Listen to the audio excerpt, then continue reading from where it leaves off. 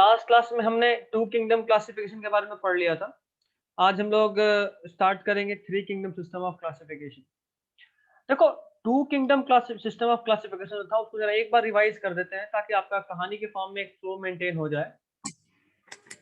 ठीक है, सबसे पहले लाइफ को और लिविंग ऑर्गेनिज्म को क्लासिफाई करने का काम करा था एरिस्टोटल ने। और एरिस्टोटल पहले साइंटिस्ट थे जो किसी साइंटिफिक अप्रोच से लिविंग ऑर्गेनिजम्स को ग्रुप्स में बांटना शुरू किए थे। He was the very first scientist who used more scientific approach to classify living organism. More scientific approach to classify living organism. He was the first scientist जिन्होंने कुछ scientific approach use करा। क्या use करा? तो उन्होंने morphology के basis पे organisms को बांटना शुरू करा। अभी बात आता है what is morphology। तो morphology हर वो character को बोलते हैं which is visible. The character which is visible from outside is known as morphology. So on the basis of morphology, plants are divided into three parts: tree, shrub, herb. Tree, plant, longer plant जो बहुत साल तक जिंदा रहते हैं, बड़े होते हैं। herb जो ऑलमोस्ट 1 से 2 साल जिंदा रहते हैं और इनका लाइफ स्पैन थोड़ा छोटा होता है, मतलब साइज भी छोटा होता है और बूशी अपीयरेंस, झाड़ी नुमा होते हैं ये, बूशी अपीयरेंस। ठीक है, और then comes the herb. Herb are the smallest plant which have lifespan of almost 3 to 4 months, 3 से 4 महीने। जैसे धनिया, कोई धनिया का खेती होते हुए देखे हो? धनिया, ये जो कोरिएंडर है, बहुत बहुत डेलिकेट लीव्स होता है इसका, बहुत पतला लीफ होता है। आप लोग धनिया का पत्ता सबके यहाँ आता होता, आप देखते ही हो कितना पतला होता है। तो ये बहुत से बहुत 2 से 3 महीने जिंदा रहता है, उससे अधिक नहीं। ठीक है, तो ये तो करा हमने प्लांट्स का बात। अभी जरा बात करें एनिमल का। एनिमल को भी इन्होंने क्लासिफाई करा दो पार्ट में। All the animals which have read blood, जैसे हमारा खून लाल है, हमारा खून का रंग क्या है? लाल। तो हम लोग किस में आएंगे? इनाइमा में। हर वो एनिमल जिसका खून का रंग लाल है उसको हम लोग इनाइमा में रखें। हर वो एनिमल जिसका खून का रंग लाल नहीं था उसको हम इनाइमा में रखें। जैसे इसमें मेनली इंसेक्ट ये सब आते हैं। इंसेक्ट में बहुत सारा कलर का ब्लड होता है, किसी का ग्रीन भी हो सकता है, किसी का ब्लू भी हो सकता है, सबका लाल नहीं होता है इंसेक्ट में। ठीक है, जबकि हमारा खून का रंग क्या होता है? लाल। तो वो ऑर्गेनिज्म जिनका खून का रंग लाल था वो इनाइमा में, जिनका खून का रंग लाल नहीं था वो एनाइमा में। तो ये बहुत ही बेसिक लेवल का क्लासिफिकेशन था, जो एकदम सही नहीं था। उसके बाद आया two kingdom system of classification. ये पहला साइंटिफिक अप्रोच था। पिछला वाला मोर साइंटिफिक, मतलब कुछ हद तक साइंटिफिक अप्रोच था, एरिस्टोटल वाला। ये वाला पहला साइंटिफिक अप्रोच था। कौन किए थे? Carolus Linnaeus. ये वही कार्लस लीनियस हैं जिनके बारे में आपने 9th में पढ़ा होगा कि ये फादर ऑफ नोमेनक्लेचर कहला रहे थे। हर ऑर्गेनिज्म का साइंटिफिक नेम यही दिए थे। ठीक है, हर्ष कंफर्टेबल हो ना कि कोई तेज चल रहे हैं अभी, क्योंकि रिवीजन नहीं एक सर, चीज है। कंफर्टेबल से सब कंफर्टेबल। कुछ पता है? Yes sir. ठीक है। अमन, तुमको दिक्कत तो नहीं हो रहा है? तुम तो लेक्चर देखे होगे तो थोड़ा और कंफर्टेबल होगे। यस सर दे। हाँ ठीक ठीक है, है। ठीक है, ठीक है, ठीक है। तो नेक्स्ट कम्स द ऑर्गेनिजम्स। जो भी लिविंग थे उनको दो प्लांट में बांटे कार्लस लिनियस। एक था प्लांट और दूसरा था एनिमल। मेजर क्राइटेरिया क्या था उनको बांटने का? मेजर क्राइटेरिया था प्रेजेंस और absence of cell wall. NEET में खूब पूछा हुआ है क्वेश्चन कि किस बेसिस पे अगर हम किसी चीज को क्लासिफाई कर रहे हैं। जैसे अगर आपने लेक्चर देखा होगा तो वहां भी मैंने एग्जांपल लिया था कि अगर मुझे क्लास को डिवाइड करना तो किस बेसिस पे करूंगा। हो सकता है मेरा एक बेसिस हो कि मैं गर्ल्स और बॉयज को अलग अलग साइड बैठा दूं। तो मेरे दिमाग में कोई बेस रहा होगा, कुछ तो हम सोचे होंगे ना कि हमको इस बेसिस पे क्लासिफाई करना है, तब तो क्लासिफाई कर पाए। मेरे दिमाग में बेस क्या था?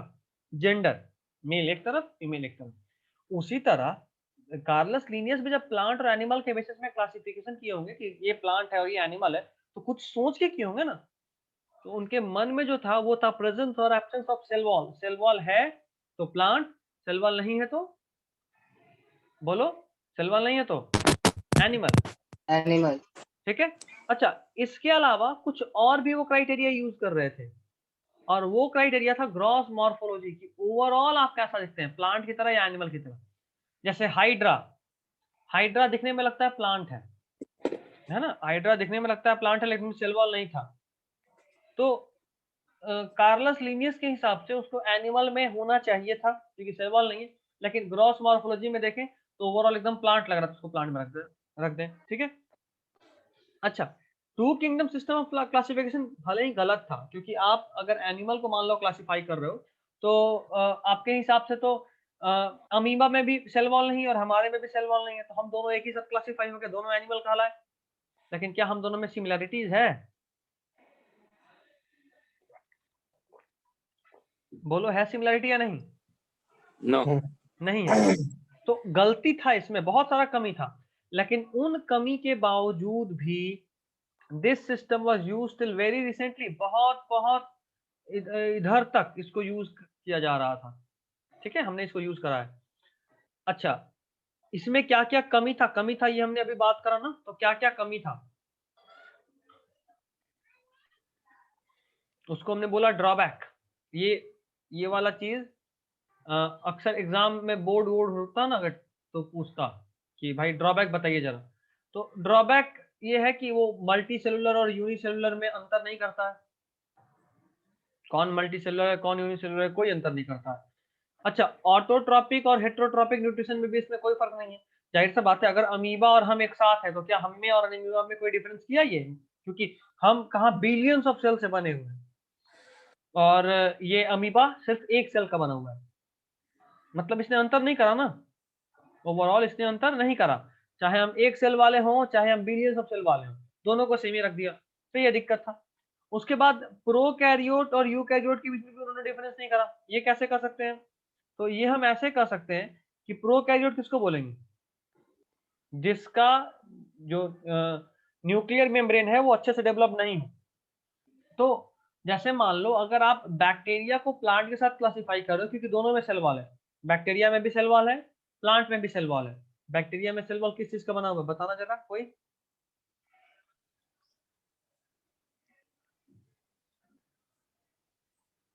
बताओ, जो लोग सेल पढ़ चुके हैं आप लोग बताइए। अंजलि बताओ जरा, बोलो।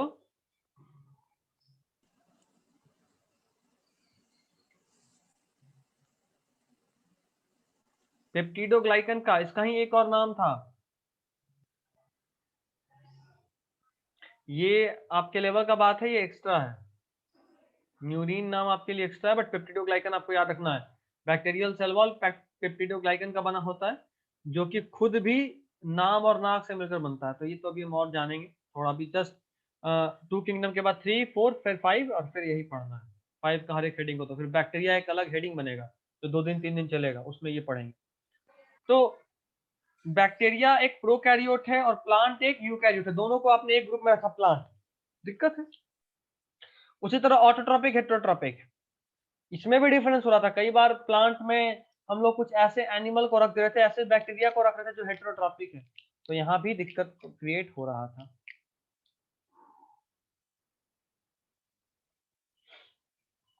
इन सब के बाद अब हम लोग जरा बात करते हैं आगे, जो आज के सिलेबस का पार्ट होगा, आज का स्टार्टिंग होगा, वो होगा 3 किंगडम सिस्टम ऑफ क्लासिफिकेशन। डालिए heading,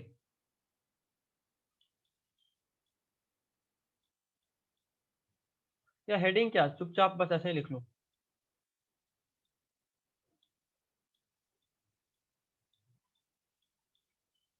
three kingdom system of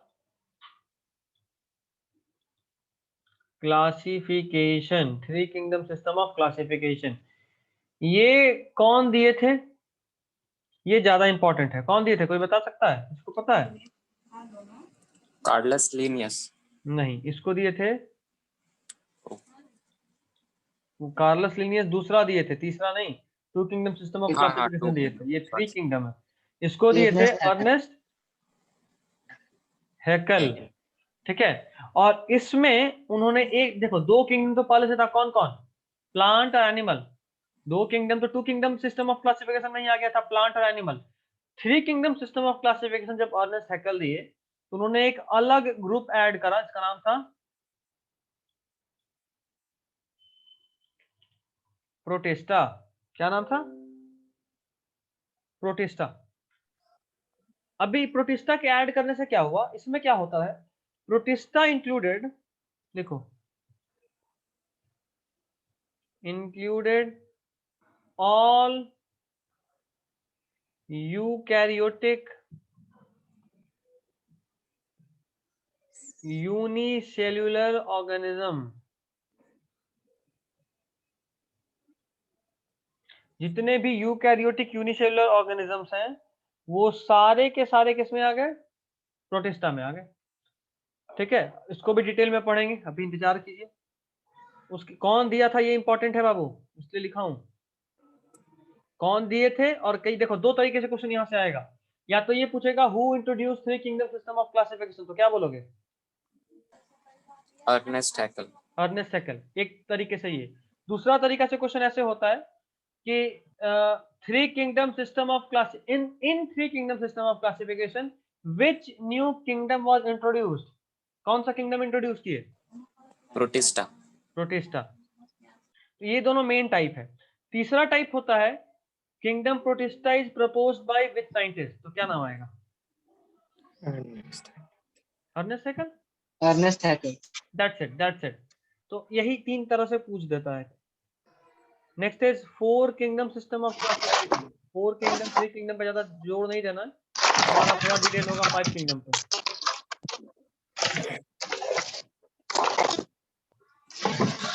side में नेटवर्क इश्यू हो रहा है।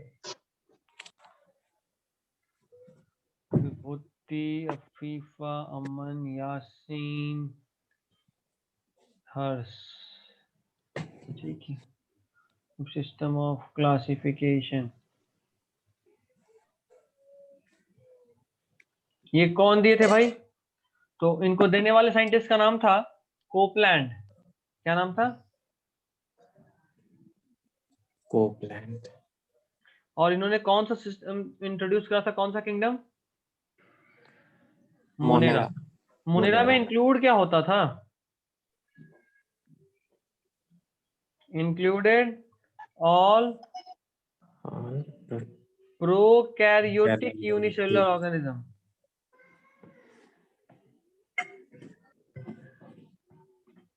जो भी प्रोकैरियोटिक यूनिसेल्युलर ऑर्गेनिजम्स हैं वो सबको इंक्लूड कौन कर रहा होता था? मोनेरा। मतलब जैसे देखो यूनिसेल्युलर यूकैरियोटिक प्रोटिस्टा में चला गया, यूनिसेल्युलर प्रोकैरियोटिक इसमें चला गया, मोनेरा में। तो इन दो किंगडम के आने के बाद बाकी तीनों किंगडम से यूनिसेल्युलर ऑर्गेनिज्म अलग हो गया। मतलब एनिमल में भी सिर्फ यूनिसेल्युलर ऑर्गेनिज्म बचा, प्लांट में भी सिर्फ यूनिसेल्युलर ऑर्गेनिज्म बचा। Four kingdom system of classification मतलब टोटल कितना किंगडम होगा? चार। कौन कौन? प्लांट और एनिमल शुरू से था। थ्री किंगडम एक नया आया, कौन सा? प्रोटिस्टा। और फोर किंगडम में चौथा आया, कौन सा? मोनेरा। ठीक है, तो मतलब कि अभी कौन सा बचा हुआ है, कौन सा किंगडम अभी आना बचा हुआ है? फंगी। That's it. चलो इतना लिख लो पहले फटाफट। ओके। हो गया।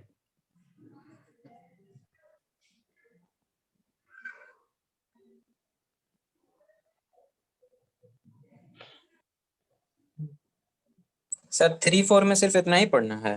हाँ, पहले हम लोग के वक्त में तो बहुत था, अब बहुत कम हो गया।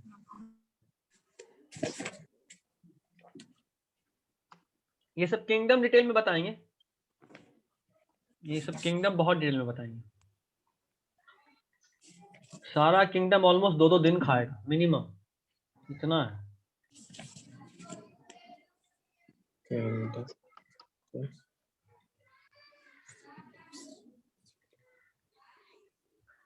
Five kingdom system of classification ये कौन दिए थे?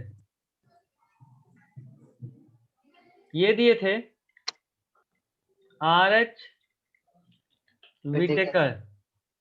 अरे साजन नहीं आया, वही लग रहा था कौन कम है। हर जरा उसको कॉल कर तो। अच्छा सर।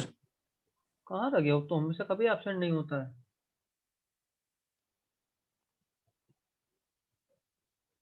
कॉल कर, तब तक हम रुक जाते हैं, पॉज कर।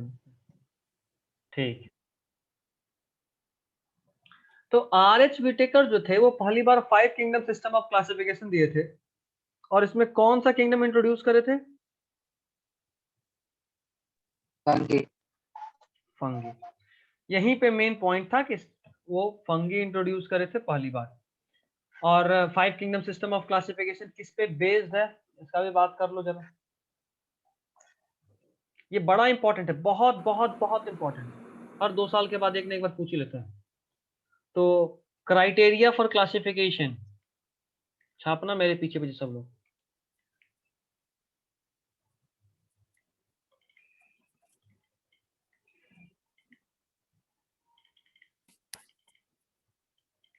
Criteria for classification. अच्छा, तुम लोगों का अभी बहुत दिन से गैप हो गया एमडब्ल्यूएफ का लेक्चर। एमडब्ल्यूएफ में कल से प्लांट किंगडम जाएगा, मतलब इसके बाद का लेक्चर, इसके बाद वाला चैप्टर, ठीक है? सुन रहे हो ना?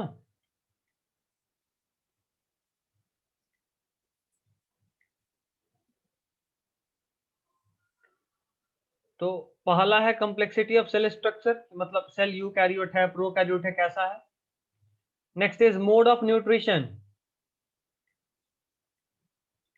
मोड ऑफ न्यूट्रिशन कैसा है, आप ऑटोट्रॉफ हैं, आप हेटेरोट्रॉफ हैं। और minded this was the major criteria, मतलब क्राइटेरिया तो 5 है टोटल, बट ये मेजर है, सबसे मेन यही है। Third is complexity of body organisation, unicellular या मल्टीसेलुलर।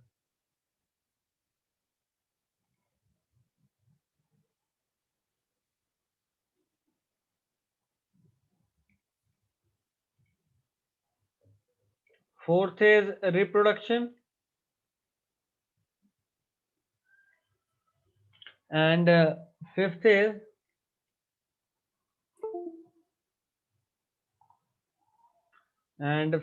evolutionary relationship.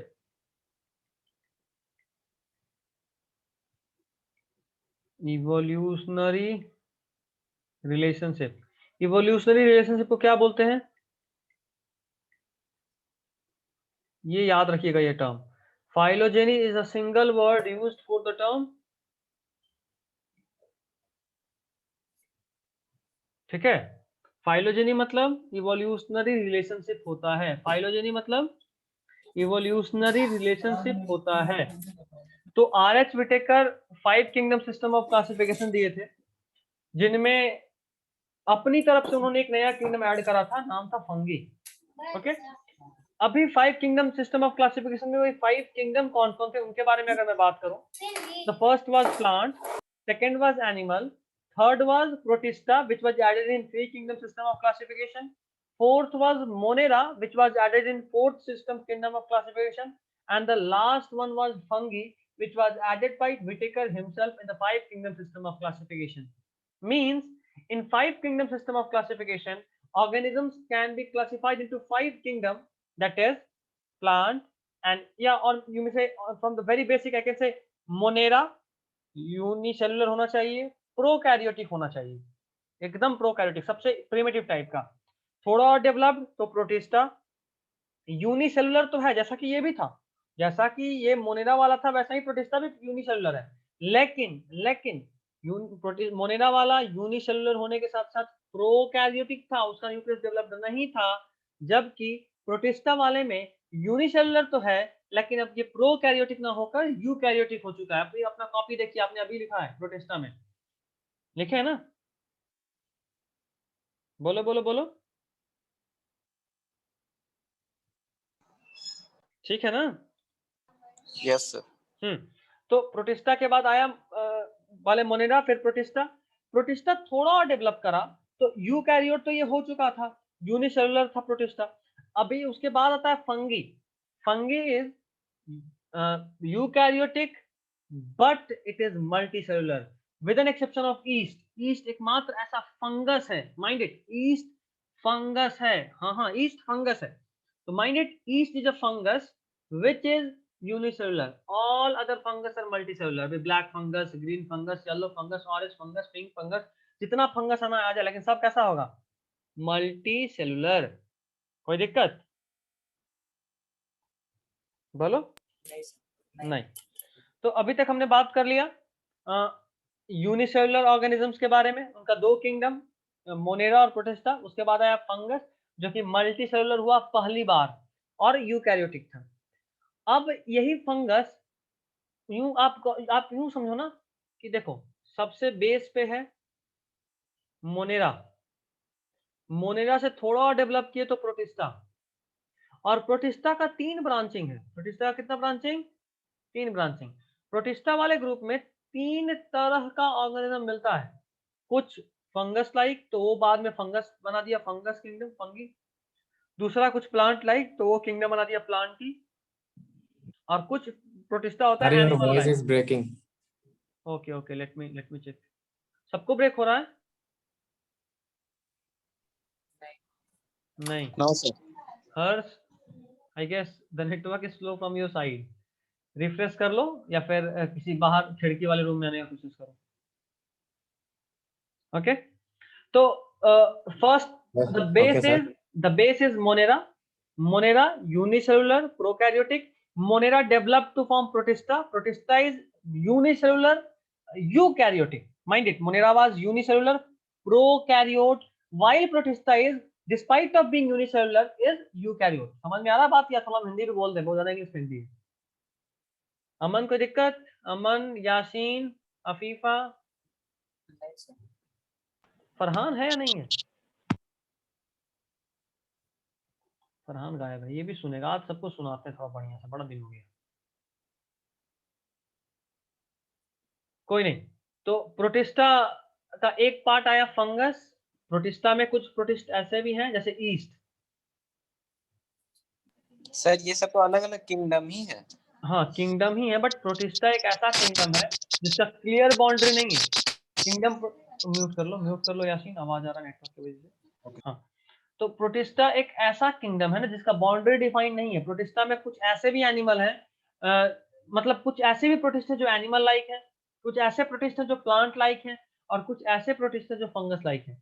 हम लोग इसको डिटेल में पढ़ेंगे आने दो किंगडम प्रोटिस्टा में। तो यहां तक अभी बात ठीक है। ये 5 क्राइटेरिया। इन 5 क्राइटेरिया के बाद अब आया 6 किंगडम सिस्टम ऑफ क्लासिफिकेशन, जो कि थोड़ा सा एडवांस लेवल है आपके लेवल पे, बट आई गेस कि आपको जानना चाहिए। 2-3 लाइन ही जानना है आपको, बट जानना चाहिए। 5 किंगडम सिस्टम ऑफ क्लासिफिकेशन से थोड़ा और डेवलप्ड है 6 किंगडम सिस्टम ऑफ क्लासिफिकेशन। ये सब लोग लिख लिए थे ना? ये लिख लिए थे सब लोग? Yes, sir. 6 kingdom system of classification.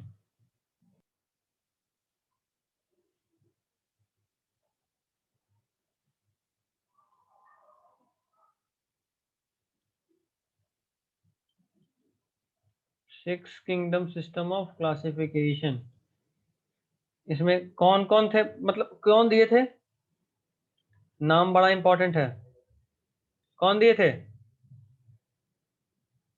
Actually WOES है, ooze। ठीक है, ये क्या करे इन्होंने? मोनेरा को he divided Monera into 2 groups।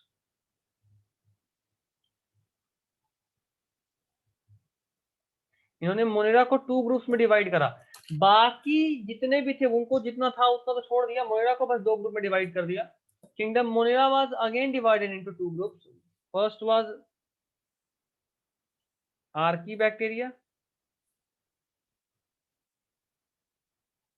And the second was eubacteria. Carl Woese ने क्या करा? मोनेरा को अगेन 2 ग्रुप में बांट दिया। मतलब 5 वाले से थे। कौन कौन? सब लोग ऑडियो ऑन करो, बोलो। मोनेरा, उसके बाद प्रोटिस्टा, प्रोटिस्टा, उसके बाद फंजाई, फंगी, ठीक है, उसके बाद प्लांट, प्लांट, और उसके बाद एनिमल। एनिमल। ठीक है, तो ये 4 को उन्होंने कुछ नहीं करा। इस एक मोनेरा को उन्होंने डिवाइड करा आर्की बैक्टीरिया में और यू बैक्टीरिया में। ऐसे ही एक्स्ट्रा नहीं है, ये नाम बस एक्स्ट्रा है। और ये 6 किंगडम नाम एक्स्ट्रा है, ये आपको पढ़ना ही है मोनेरा में, ऐसे भी एनसीईआरटी में भी है। तो उन्होंने आर्की बैक्टीरिया और यू बैक्टीरिया 2 ग्रुप में ब्रेक कर दिया। तो 2 इधर और 4 इधर, टोटल कितने हो गए? 6। तो this was all about 6 kingdom system of classification. और ऐसा नहीं है कि मोनेरा को उन्होंने 100 से डिवाइड कर दिया। मन कर रहा था ना 5 किंगडम, मजा नहीं आ रहा है, कम से कम इवन होना चाहिए, हम 6 कर देते हैं, मेरा भी नाम हो जाएगा। तो ऐसा नहीं था, उन्होंने कुछ बेस बनाया था। और उनका बेस क्या था? तो जैसे एक बेस तो था absence of peptidoglycan in the cell wall. तो मेनली लिख देते हैं, mainly on basis of cell wall.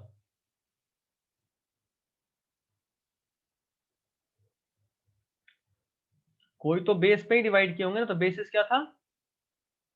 Cell wall, ठीक है। और कार्ल ऊज का ये तो एक काम था ही, साथ उन्होंने एक और बड़ा इंपॉर्टेंट काम करा। उन्होंने पूरे लिविंग ऑर्गेनिजम्स को 3 डोमेन्स में ब्रेक कर दिया। किसमें ब्रेक कर दिया? 3 डोमेन्स में। तो वो डोमेन क्या क्या था वो भी बात करेंगे। और 3 डोमेन में ब्रेक किसने करा था ये बड़ा पूछता है।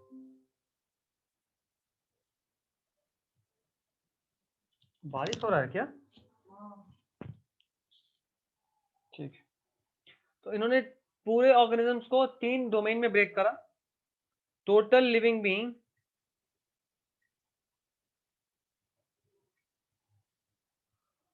को उन्होंने 3 पार्ट में ब्रेक करा था। कौन कौन था वो? ये देखो, एक था archaea, second was bacteria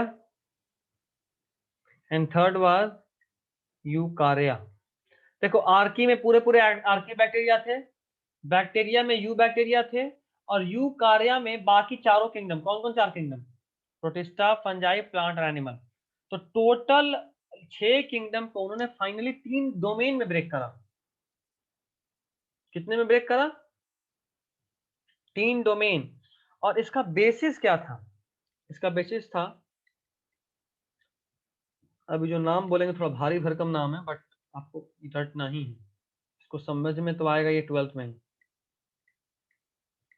on the basis of 16S rRNA, जैसे 30S था, 40S था, 50S था, जैसे राइबोसोम था ना, याद आ रहा राइबोसोम का सब यूनिट।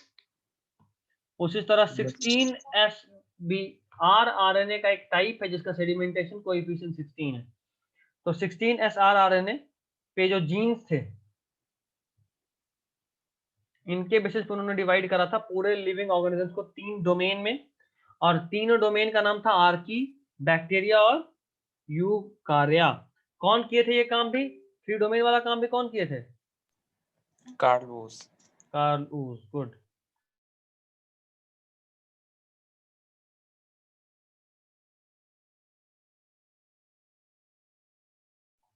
ठीक है, तो कार्ल ऊज ही इसको ब्रेक भी करे थे। यहाँ पे एक बात जानने वाला और है कि इन तीनों का कोई कॉमन एंसेस्टर तो होगा। उन्होंने कहा कि ये तीनों टाइप के ऑर्गेनिज्म एक कॉमन एंसेस्टर से ओरिजिनेट किए। उनका नाम है, उस कॉमन एंसेस्टर का नाम है प्रोजीनोट। कॉमन एंसेस्टर मतलब इन सबका एक कॉमन पूर्वज।